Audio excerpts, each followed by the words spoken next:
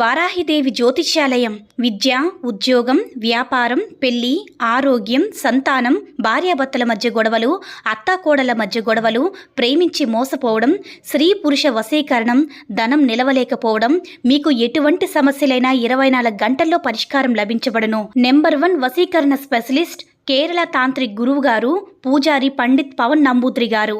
Phone number 9043637512. ఓం శ్రీ మాత్రే నమః.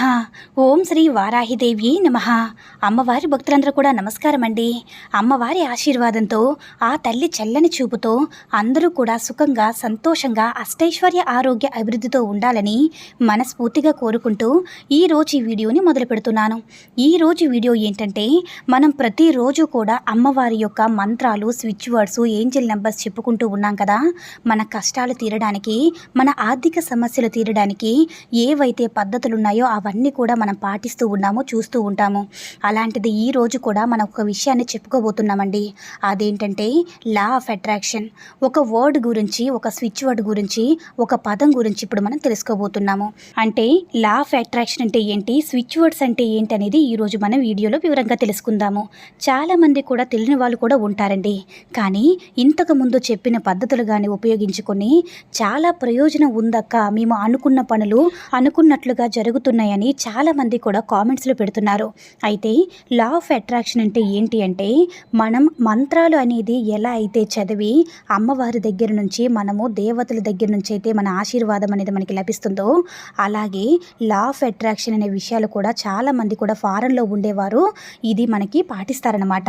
అటువంటి పదాలకి వాళ్ళకి మంచి అట్రాక్షన్ అనేది వాళ్ళకి కలుగుతుందన్నమాట. వాళ్ళు అంటే ఫారెన్లో ఉండేవాళ్ళు ఈ పదాలని ఎక్కువగా వాడుతూ ఉంటారు. ఫారెన్లో ఉండే వారికి పరిహారాలు కానీ, పూజలు కానీ చేయడానికి అవకాశాలు చాలా తక్కువగా ఉంటుంది. అందువల్ల వాళ్ళు ఉపయోగించే కొన్ని మంత్రాలను, పేర్లని లా ఆఫ్ అట్రాక్షన్లో స్విచ్ వర్డ్స్ కానివ్వండి, ఇంకా మనం తెలుసుకోబోయే ఇలాంటి సంబంధించిన విషయాలన్నీ కూడా వాళ్ళకి ఉంటాయన్నమాట. ఫారెన్లో ఎవరైతే ఇలాంటివి ఉపయోగిస్తున్నారో అవన్నీ వాళ్ళకి ఒక రకమైన మంత్రాలు అన్నమాట. అందరూ కూడా వాటిని ఎక్కువగా ఇలానే ఉపయోగిస్తూ ఉంటారు. ఇలా ఉపయోగించడం వల్ల చాలామంది కూడా విజయవంతమైతే అయ్యారు. చాలామంది కూడా ఇండియా నుంచే ఫారెన్కి వెళ్తున్నారు కదా, అలాంటి వారందరూ కూడా ఈ స్విచ్ వర్డ్స్ వాడి నిజంగా ప్రయోజనం కలిగిందని చెప్తూ ఉన్నారు. అందువల్ల అలాంటి స్విచ్ వర్డ్స్ని ఈరోజు మనం చూడబోతున్నాము. అది ఏంటనేది ఇప్పుడు మనం తెలుసుకుందాము. అయితే ఈ వర్డ్ అనేది అంటే కుబేరుడు గురించి ఒక లా ఆఫ్ అట్రాక్షన్ అనేది మన స్విచ్ వర్డ్ తెలుసుకోబోతున్నాము. ఎందుకు మనము కుబేరుడు గురించి చెప్పుకోబోతున్నామంటే, మనకి వచ్చే కష్టాలన్నీ కూడా దేనికి ఆధారపడి ఉంటుంది, డబ్బు గురించే కదా. డబ్బు అనేది ఈ ప్రపంచంలో చాలా అంటే చాలా అవసరం అండి. డబ్బు లేకపోతే మనం ఏ పని చేయలేము.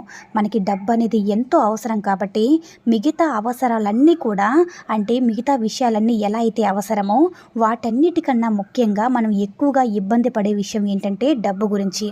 డబ్బు ఎవరైతే ఇచ్చి మోసపోవడం కానీ, రావాల్సిన డబ్బులు రాకపోవడం కానీ, నమ్మిన వాళ్ళు డబ్బు ఇస్తామని చెప్పి మోసం చేయడం కానీ, చాలా విషయాల్లో కూడా చాలామంది డబ్బు గురించే బాధపడుతూ ఉంటారనమాట.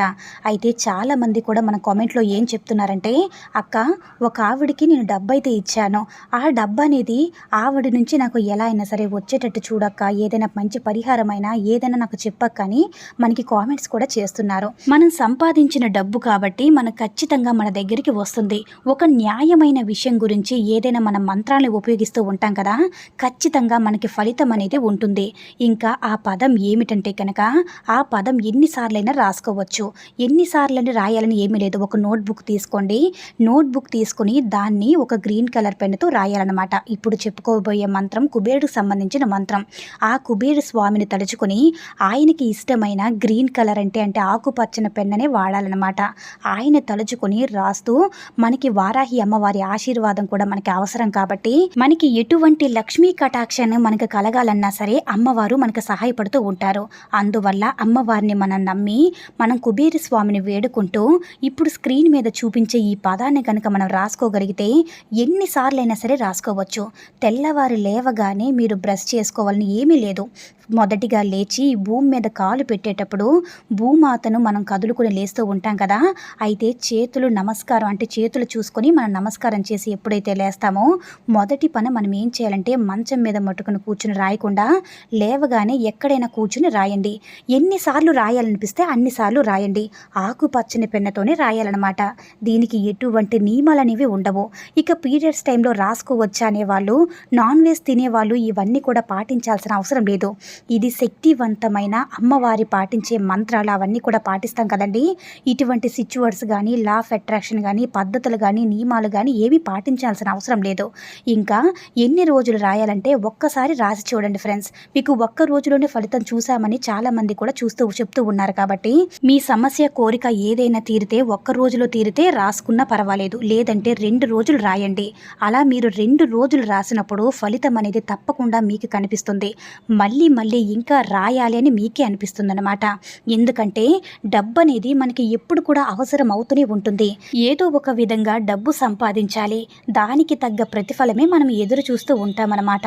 ఖాళీగా మనం కూర్చుని డబ్బులు రావాలని ఎప్పుడు కూడా ఎదురు చూసినా రావండి. ఎందుకంటే అది న్యాయం కూడా కాదు.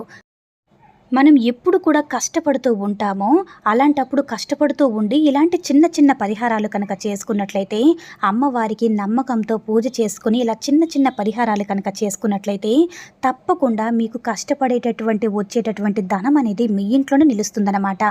అందువల్ల మీరు ఎప్పుడు కూడా కష్టపడకుండా ఏది రావాలని మాత్రం ఆశించకండి. అలా ఆ పరిహారం చేసినా మీకు ఫలించదు కూడాను. ఎప్పుడు కూడా కష్టపడుతూనే ఈ పరిహారాలు అమ్మవారికి పూజలు చేసుకున్నట్లయితే మీ యొక్క కష్టపడేటటువంటి అంటే మీరు కష్టపడడానికి సంపాదించడానికి మార్గాలు మీకు కనిపిస్తాయి. ఆ వచ్చేటటువంటి ధనం అనేది మీ ఇంట్లోనే నిలుస్తుంది. ఎప్పుడైతే న్యాయపరమైన విషయం కోసం మనం పదే తప్పిస్తూ ఉంటామో, ఎప్పుడైతే కష్టపడుతూ ఉంటామో అవన్నీ కూడా ఖచ్చితంగా జరుగుతాయి. అందువల్ల మనం రాసిన 1 రోజు 2 రోజులు 3 రోజులు ఎప్పుడైతే విషయం జరిగిందని నమ్మకం ఎప్పుడైతే వస్తుందో అప్పటి వరకు ఎలాంటి ప్రాబ్లం ఉన్నా సరే మనకి తప్పకుండా తీరుతుందన్నమాట.